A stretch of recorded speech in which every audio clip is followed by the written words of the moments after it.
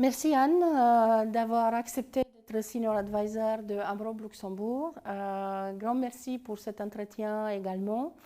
Et voilà, je voulais discuter un peu avec toi d'une notion qui m'est très très chère et sur laquelle on travaille beaucoup avec Amrob au Luxembourg mais aussi à l'international, qui est la notion de purposeful leadership.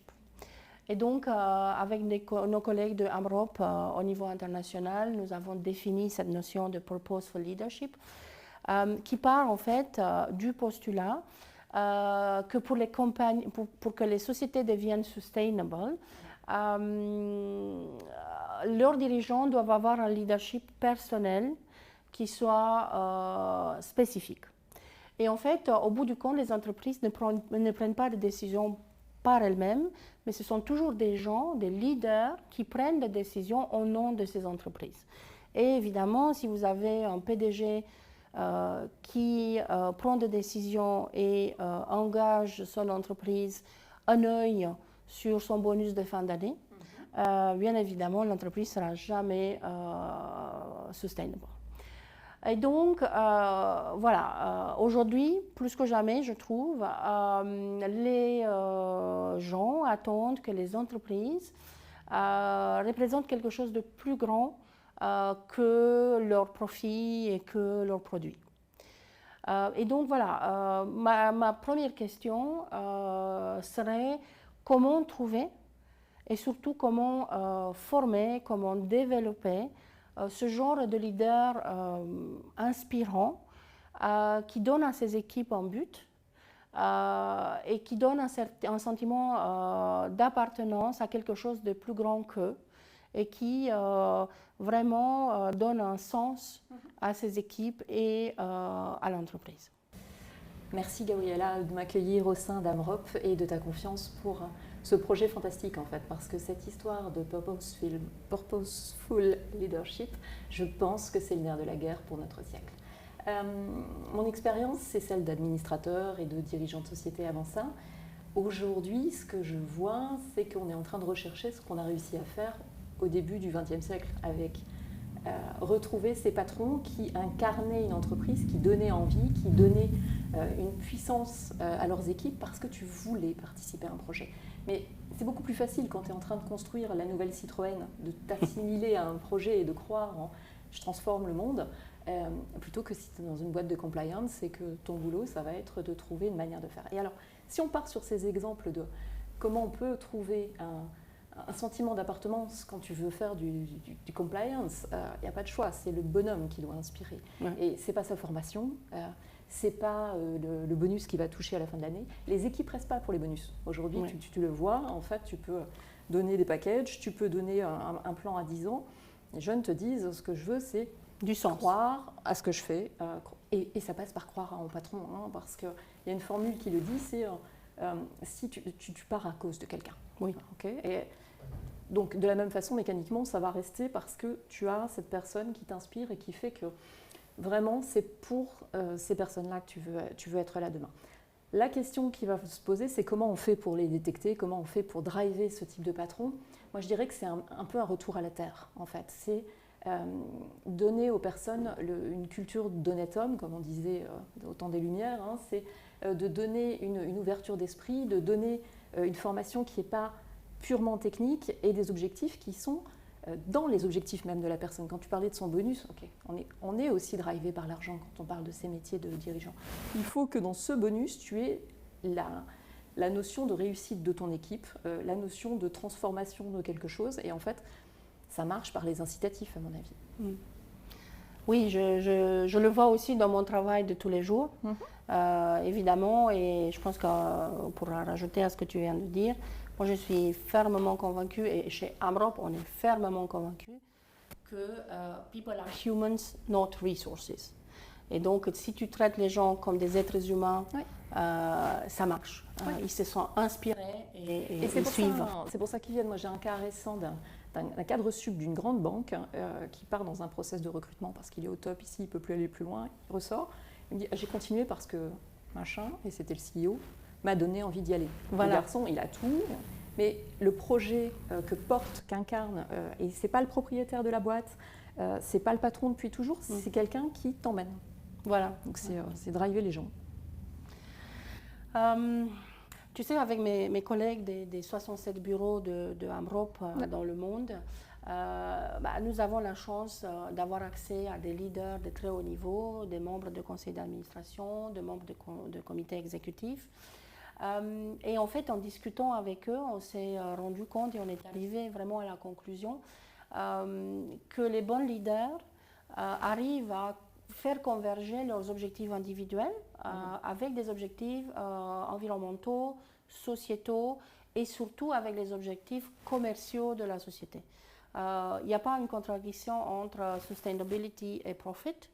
Au contraire, les boîtes qui ont vraiment un bon bilan en termes de corporate responsibility et de sustainability sont aussi très profitables. Et donc, comment faire en sorte que ce genre de boîtes qui comprennent que profit va de pair avec sustainability soit plutôt la norme et non pas l'exception, comme c'est le cas aujourd'hui? Moi, je ne suis pas sûre d'être d'accord avec toi sur le fait qu'on soit encore dans l'exception. Je pense qu'aujourd'hui, les grandes entreprises se battent sur ce critère et sur le fait d'avoir une histoire à raconter, d'avoir un projet pour attirer les équipes. Et alors, comment on va y arriver, comment on va les former, pourquoi ça va venir? Et simplement parce qu'on est sur de la pénurie de main-d'œuvre au niveau européen, au niveau pays développés, donc au niveau de tes bureaux AMROP, c'est ce qu'on voit aujourd'hui. C'est des gens qui cherchent désespérément à garder les bonnes équipes. Oui. Ensuite, tu veux garder tes clients. Tes clients, ils te disent, mes enfants, ils n'ont pas envie de vivre dans des bulles de pétrole. Ils n'ont pas envie de vivre au fond de la mer parce qu'il n'y a plus de planète. Donc, tu es obligé d'avoir un produit qui raconte une histoire et tels médias sociaux. Et donc, si tu racontes une histoire qui n'a ni queue ni tête, si tu baratines sur ton recrutement, tu es rattrapé par la patrouille en quelques semaines, en quelques mois. Donc, en fait, tu es obligé de mettre de l'honnêteté intellectuelle dans le projet. Et je pense que c'est ce mélange-là, en fait, qui fait qu'on va créer cette norme. Donc, tu as toute une série de régulations ESG. Tu as le besoin de recruter les jeunes, de les motiver, de leur donner un projet qui fonctionne. Et les plus vieux aussi. Aujourd'hui, tu ne travaillerais pas pour une mauvaise entreprise. Je n'irais pas être directeur dans une entreprise qui n'a pas de sens. Ça devient normal. Donc moi, je pense qu'on n'est plus dans l'exception. En revanche, on est dans le normalisé de plus en plus. Et ceux qui ne vont pas y aller vont avoir des difficultés à recruter, à trouver leurs clients et à résister aux médias sociaux. Maintenant, pour moi, le second step, c'est celui des plus petites entreprises, comme sur tous les sujets, si tu veux. Les grandes, les têtes de gondole, les flagships, vont avoir résolu parce qu'elles n'ont pas le choix, pour toutes les raisons qu'on évoque.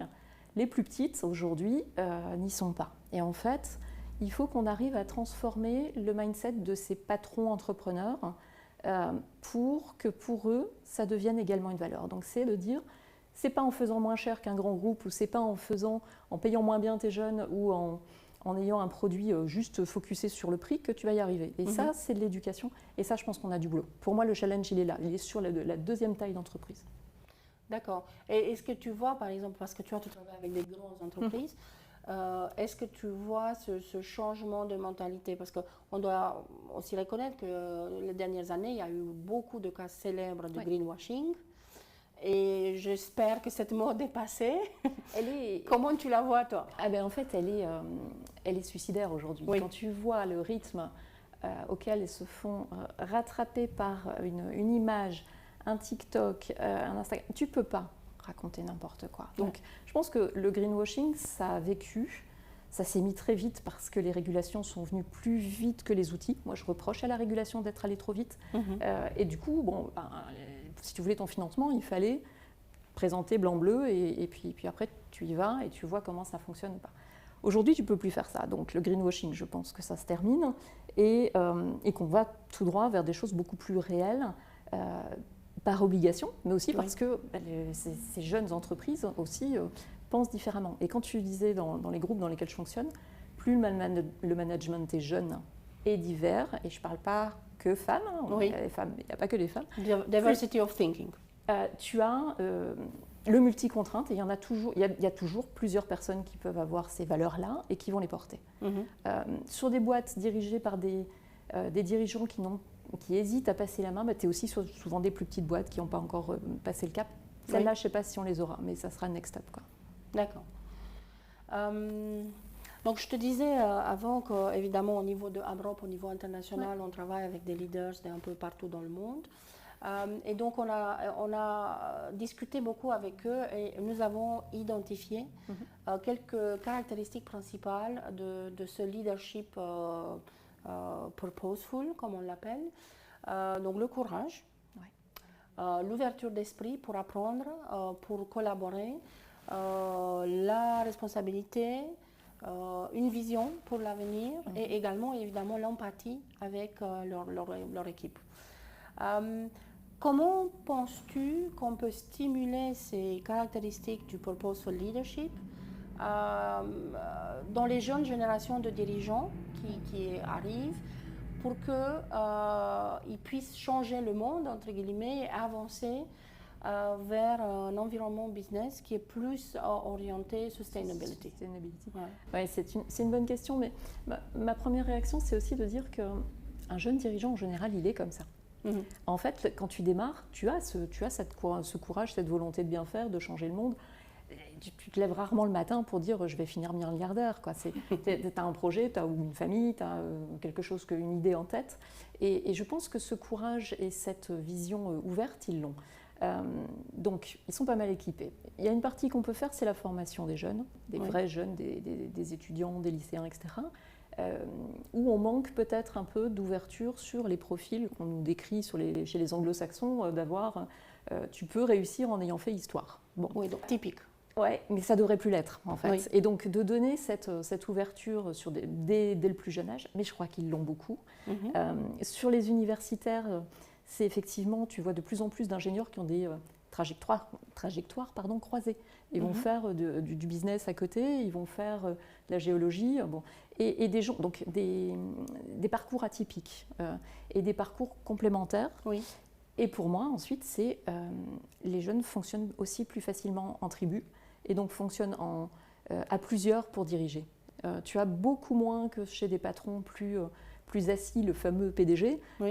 Ils ont cette capacité à penser ensemble. Et en fait, je pense que c'est tous ces modèles-là qu'il faut qu'on arrive à encourager.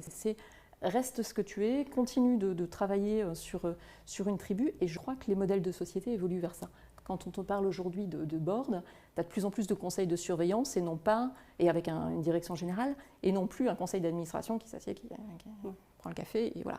Et donc en fait, je pense que ce management plus ouvert, avec des compétences complémentaires, différentes, multigénérationnelles, c'est une de nos options. Donc toi, tu es très optimiste, je vois. Sur les jeunes. Tu as de l'espoir. Oui, je suis convaincue. Et donc du coup, voilà, beaucoup de confiance en l'avenir. Totalement, et sur l'importance de cette notion que tu relèves de purposeful, qui est vraiment celle de la jeunesse. Oui. Donc essayons de rajeunir. On fera tout pour. On fera tout pour. Et puis d'accueillir les jeunes. Voilà, merci. Et faire confiance aux jeunes. Merci. Merci beaucoup Anne, c'était un grand plaisir, et puis à bientôt. À bientôt.